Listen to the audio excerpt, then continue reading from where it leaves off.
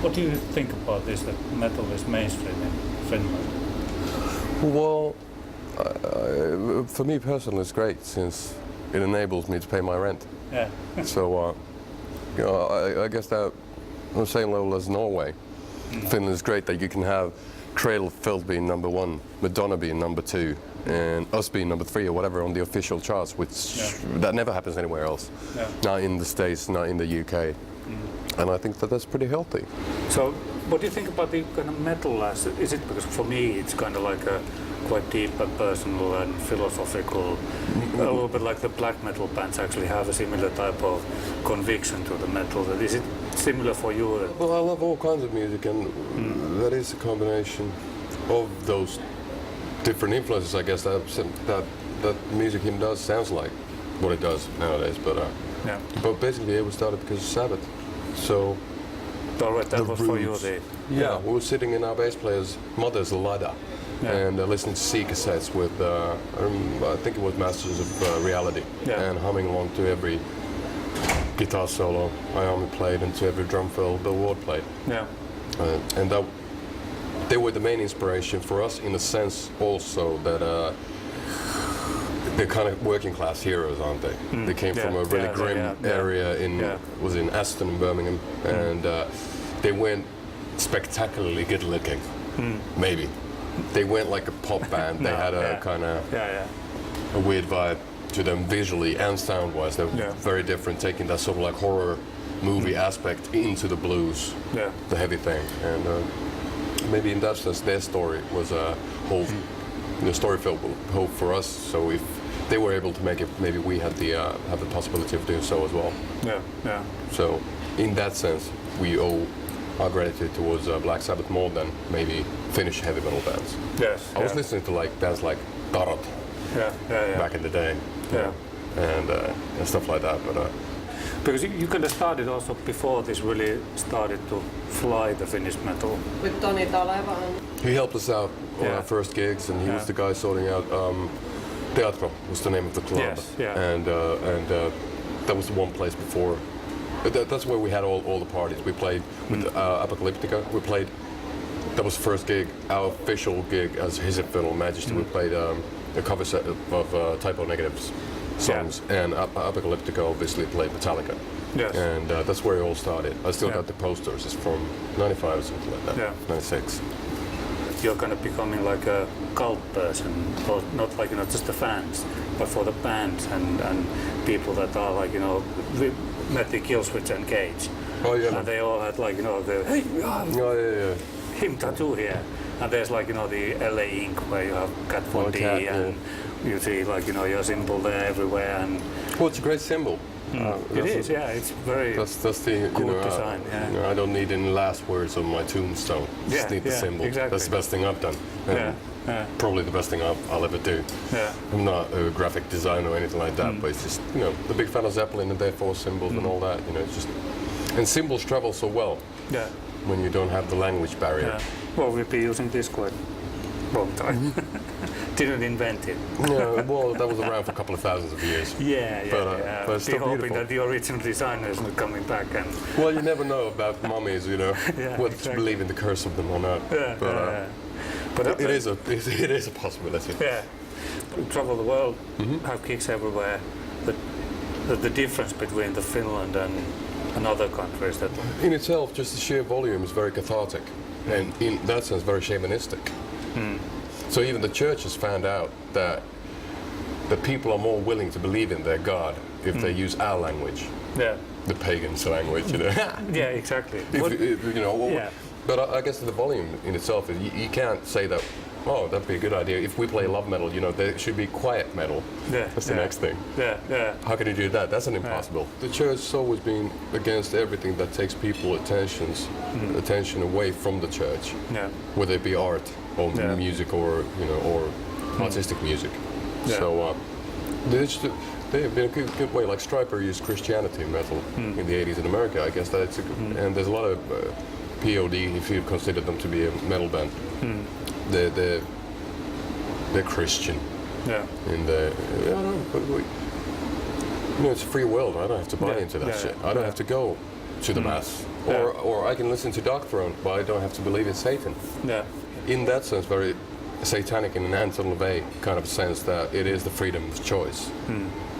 You know, when it comes to metal, you listen to whatever you want, and there's little tribes within the metal, Yes, a lot of them, and they have. And nowadays, at least Norwegian black metal, some of the Finns as well, they have neo-Nazi kind of vibe going on, bits and pieces. So it's getting rather interesting how within the big genre, usually known as heavy metal, there's so many different, you know, subgenres.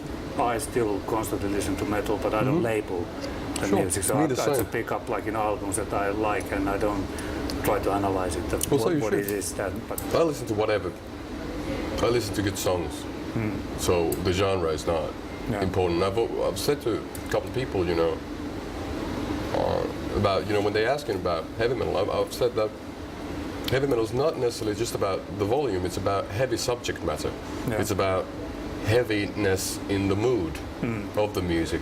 So in that case, let's say Johnny Cash's American recordings is a lot more heavy, you know, a lot heavier as an album than 90% of heavy metal music. Yes, or traditional Finnish music, which is very melancholy and very, but not necessarily depressing, but it's very wistful and kind of a bit angsty.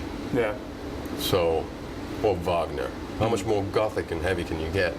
It's not necessarily good though. But, but it is heavy. Yeah. Yeah, but so in that sense, you know, heavy music. I like listen to heavy music, whether it be reggae. When you put passion into what you do, then it becomes fairly heavy. Yeah.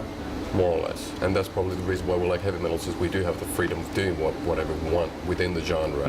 Over the past couple of years, the record labels have been more involved, since they've noticed, you know, with bands like Evanescence or Linkin Park or whatever, they've been able to find out that it's not just 15-year-old pimple-faced kids who are listening to metal. It's actually people who have the money to put into the product and thus make people millionaires. When I kind of started, that was like, you know, 10 years before it was, well, I started when it was invented, but like, you know, our band was about 10 years later. And of course there wasn't any older generation of metalheads, so whatever we did was like, you know, freaking people out and taking pictures in the graveyard and all that stuff worked very well.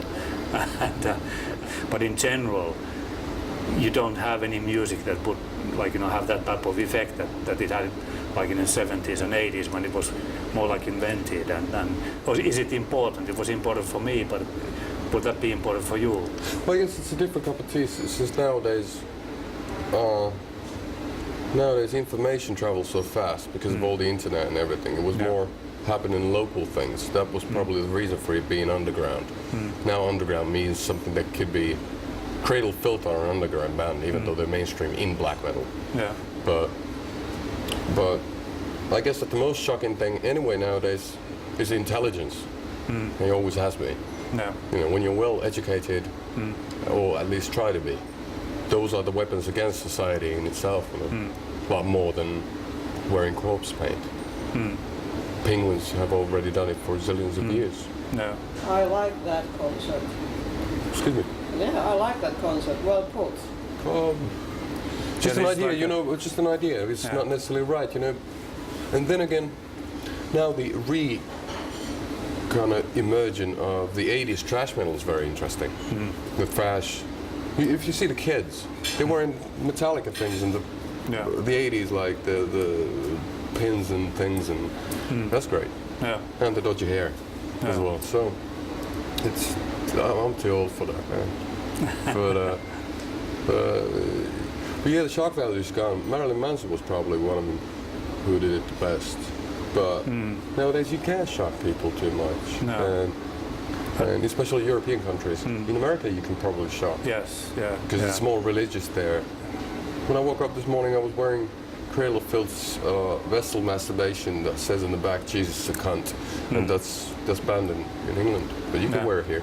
That's just probably because people are not traveling with their dictionaries and with them. But the thing about, for example, I've mentioned them a couple of times, is that what makes them fairly different in the genre of metal is the fact that they are fairly well educated in verse, especially Danny is. And then they do have a very, very sick sense of humor. Yeah. That, for example, Type O Negative have as well. Yeah. Paradise Lost have it. My Dying Bride have it. Yeah. If you're talking about the Teutonic heavy metal, that's very humor-free. Yeah. The whole situation with, traditional kind of then Manowar type, of Judas Priesty type of metal. The interesting fact, or not a fact, but the interesting thing about the whole genre is that it's basically a genre for homophobes wearing Tom Finland clothes. And that's very interesting in it. Yeah. It's always been really interpreted, heavy metal's been interpreted as being very misogynist against ladies. And I wonder why, because they're all gay. Maybe. Yeah. You know what I'm saying? It's funny because it's just funny. It's very interesting. I did love Arnold Schwarzenegger in Conan, and I do understand the appeal of wearing loincloth, but a lot of bands do lack of sense of humor. Like Turisas, for example, Finnish band, new band. They have that similar sort of thing, but they have a lot of humor with it. Yeah. That goes with it. Heavy metal should be fun as well, Yes, yeah. which Ron James Dio was. Iron Maiden was fun. Yeah.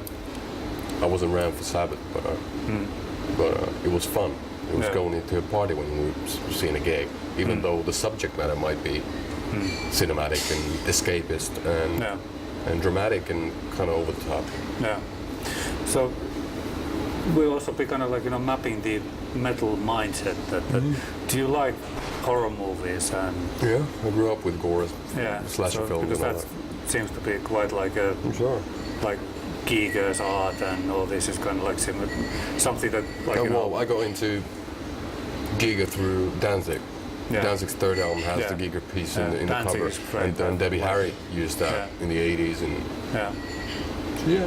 sure, horror movies and what else? The whole shebang. Yeah. We actually went to see a very kind of leading psychiatrist here. He also kind of explained that why metal is so popular here through this, not like the old thing that Finland, we live in the darkness and most But of how the do you night. explain Italy then? Yeah, exactly. Brazil? But I think that he explained kind of differently that you can see that there's different reasons in other countries. In Italy, they talk a lot of bullshit, and in Finland, we don't talk a lot. So we don't open up ourselves to feelings, especially males.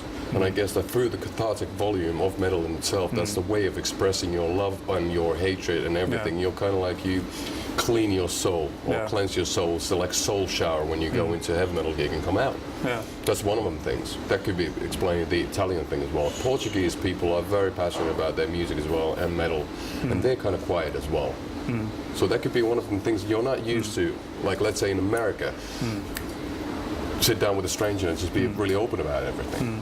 So different cultures are different, and they really well in America at the moment. So are you blaming us? We're doing fairly well. no, that is a praise.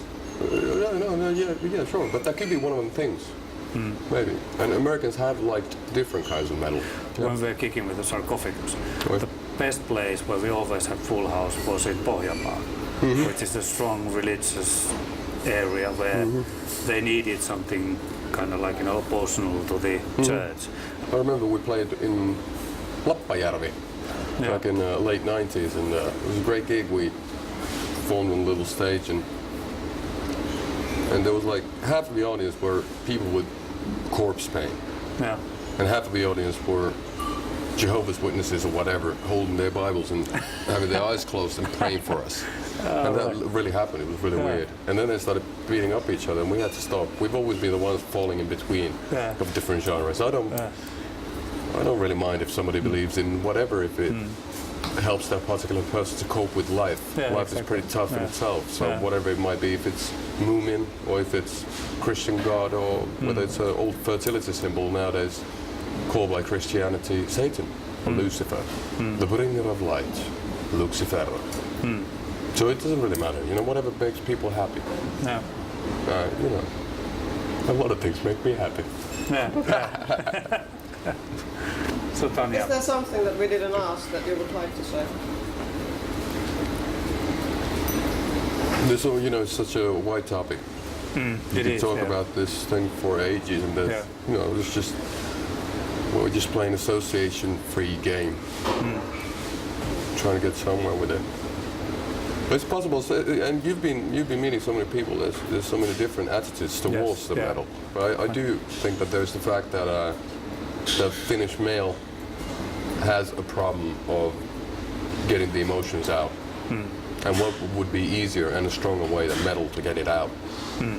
To really, it could have been punk, like proper Iggy Pop and Stooges. That could have been Sex Pistols. We never really got that. We had Rattus, we had the hardcore scene, but that was more about sniffing glue and getting, drinking moonshine. More wars, more metal. And people need stronger things to take their mind off of the fact that the world is pretty muffed up, as they say in Philadelphia. That's great. Thank you. Thank you. Toc, toc.